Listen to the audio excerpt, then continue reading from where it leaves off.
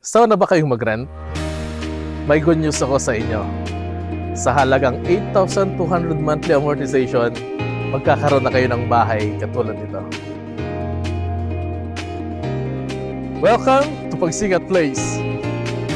Siguro ang ilan sa inyo natatakot kumuha ng bahay sa pag-aakalang baka magsabay ang monthly rent nila and yung monthly down payment ng bahay.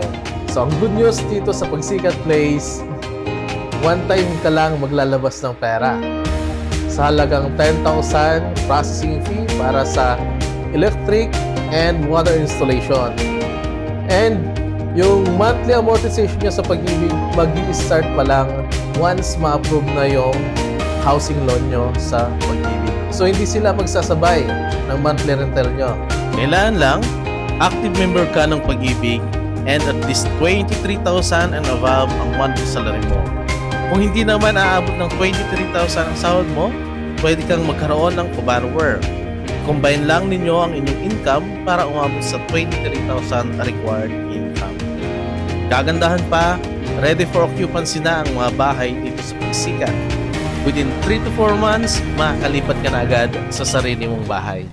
Ngayon naman, tingnan natin yung actual turnover ng bahay. Tara, pasok tayo. So, ganito po yung actual turnover ng bahay. Bare type siya. Pero kung wala pa kayong mga ipon, pwede na po itong tirhan. Makinis na po yung floor, then nakapaint na po yung mga walls. So, pwede na. Pwede na siyang tirhan. Lagyan mo na lang siya ng mga gamit.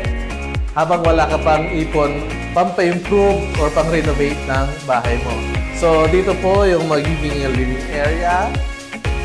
Then, dito po yung kitchen. Pwede po dito yung magiging dining. Then, dito naman po yung kanyang CR. So, yung CR po niya, naka-tiles na, may shower na, and may sink. So, ayan. Then, dito naman po sa likod, mayroon pa po dito 2 meters wide. Provision po sa service area or pwede po kayong magpagawa dito ng dirty kitchen para kapag nagluluto po kayo, hindi po amoy sa loob ng bahay. So, pwede nyo po itong bubungan, pwede nyo lagyan ng pader. Dahil ngayon, check naman po natin sa taas.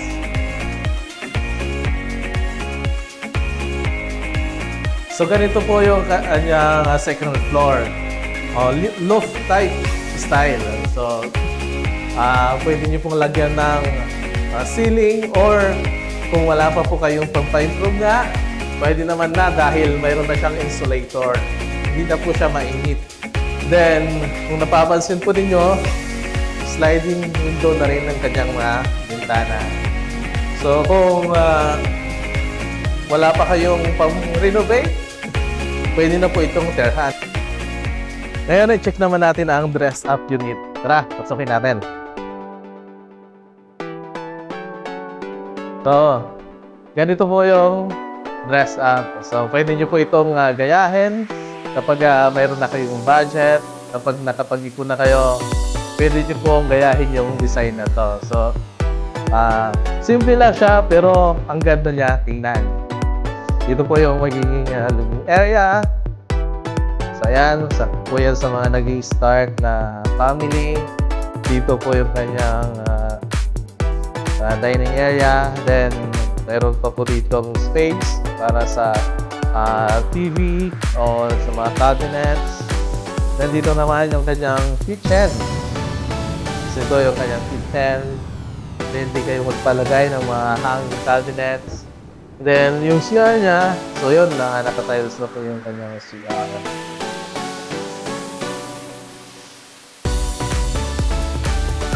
So, same lang, yung dito sa likod, 2 meters wide lang ang extra space mo dyan sa likod for service area or dirty kitchen. Ngayon, check naman natin sa taas.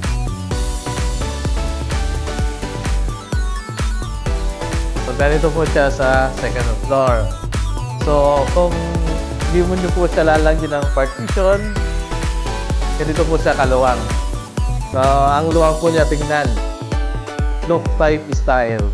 Then may mga space dito na pwede nyo lagyan ng tables kung kayo ay work from home. Pwede po yun itong gayahin. Then nandito naman po sa kabila yung kanyang bed. So, saktong-sakto po ito sa mga nag-i-start pa lang mag-family dahil kahit hindi nyo pa siya lagyan ng partition, pwede na. Ang ganda niya, ang luwag niyang tingnan. Or kapag nagkaroon na kayo ng baby, pwede nyo naman ang ipalagyan ng partition para meron po kayong privacy. Ngayon, nakita nyo na ang aming actual turnover and ang aming dress-up unit. So if you are interested, just dial my number or click send message below for more details and free site viewing. Ako pala si Sunny Casulya from the Forge Realty Corporation. Dream home you deserve, people you trust. See you and God bless.